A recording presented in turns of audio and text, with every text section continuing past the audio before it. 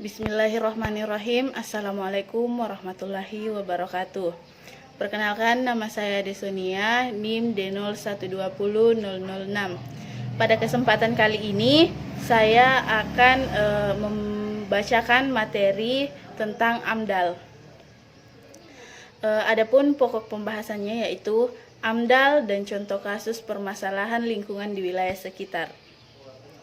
Berbicara tentang AMDAL, ada beberapa hal yang berkaitan, yaitu pertama, dampak dari AMDAL ini yang akan ditelusuri yaitu mengenai sanitasi yang buruk, tingkat kesehatan penduduk menurun, manfaat sumber daya alam, meminimalkan dampak negatif, dan memaksimalkan dampak positif terhadap lingkungan, menjamin usaha tanpa merusak lingkungan, pembangunan secara terus-menerus, dan kepadatan penduduk aktivitas sehari-hari. Hal-hal tersebut adalah hal-hal yang terkait dengan AMDAL. Sebelum jauh melangkah, alangkah baiknya kita mengerti dulu apa itu AMDAL. Jadi pengertian AMDAL adalah kajian mengenai dampak besar dan penting suatu usaha dan atau kegiatan yang direncanakan pada lingkungan hidup yang diperlukan bagi proses pengambilan keputusan tentang penyelenggaraan suatu usaha atau kegiatan. Maksudnya di sini, seiring berkembangnya waktu seperti sekarang, banyak perusahaan-perusahaan industri yang melakukan pembangunan di wilayah terpencil. Nah, di sini gunanya AMDAL untuk menganalisis apa dampak perusahaan tersebut bagi lingkungan di sekitarnya. Selanjutnya, kriteria mengenai dampak besar dan penting suatu usaha terhadap lingkungan. Yang pertama, jumlah manusia yang terkena dampak. Perlu diperhatikan apa dampaknya bagi manusia, apakah besar atau kecil. Kemudian luas wilayah persebaran dampak. Karena wilayah adalah satu hal yang paling menunjang dalam hal ini, karena suatu wilayah adalah tempat habitat makhluk hidup yang harus diperhatikan dampaknya demi keberlangsungan kehidupan makhluk hidup di muka bumi.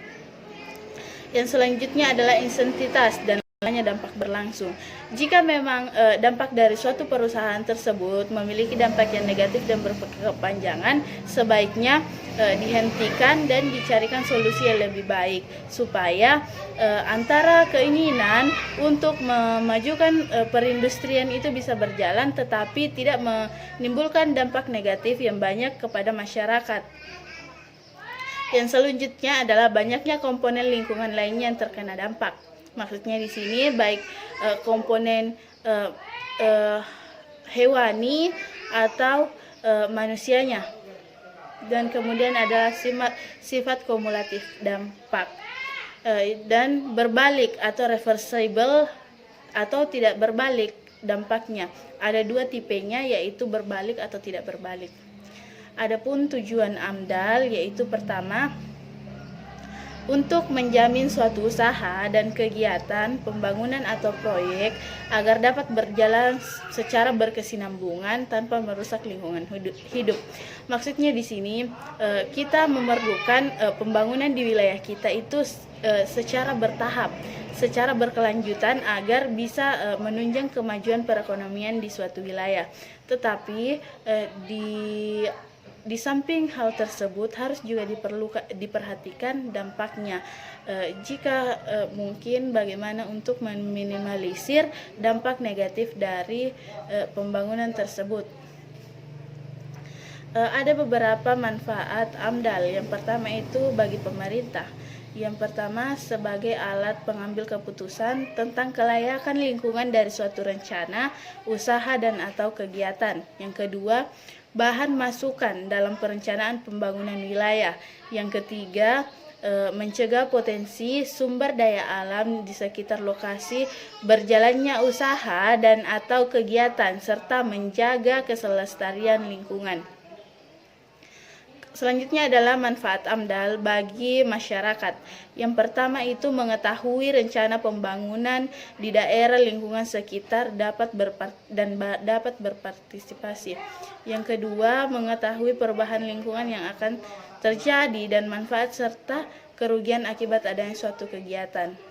Kemudian manfaat AMDAL bagi pemrakarsa. Yang pertama itu mengetahui masalah lingkungan yang akan dihadapi pada masa yang akan datang.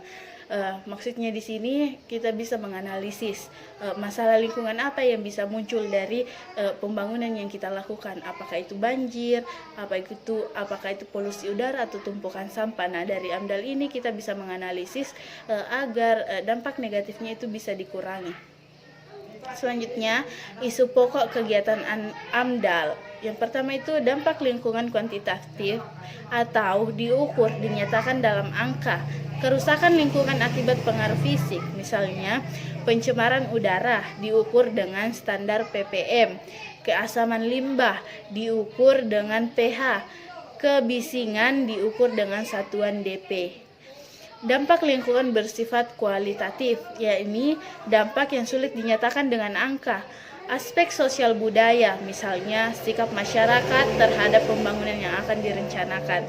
Ketidaknyamanan masyarakat di lokasi sekitar pembangunan. Nah, antara dampak lingkungan kuantitatif dan kualitatif ini harus saling berkesinambungan, karena antara masyarakat dan pemerintah yang akan melakukan pembangunan di wilayah sekitar itu harus memiliki komunikasi yang baik agar tujuan utama dalam pembangunan berkelanjutan itu bisa direncanakan tanpa adanya konflik-konflik di masyarakat yang terjadi.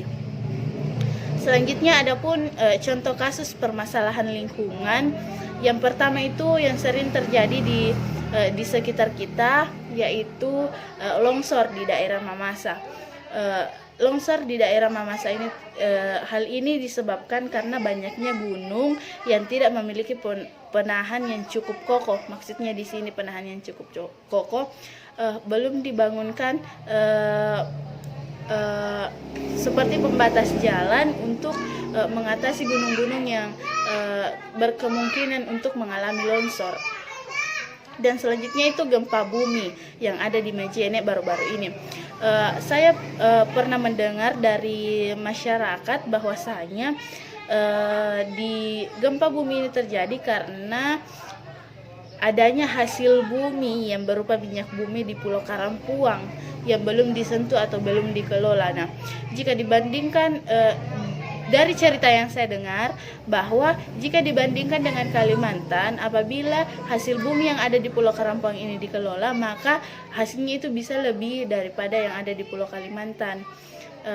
Tetapi itu masih simpang siur, jadi perlu ditelusuri lebih dalam lagi. Adapun itu tadi adalah contoh kasus dari permasalahan lingkungan yang sering kita alami, yaitu salah satunya longsor yang ada di Mamasa yang sering terjadi dan gempa bumi. Sekian yang bisa saya presentasikan dari materi kali ini, yaitu mengenai AMDAL dan contoh kasus permasalahan lingkungan di sekitar. Kurang dan lebihnya mohon dimaafkan. Terima kasih untuk waktunya. Assalamualaikum warahmatullahi wabarakatuh.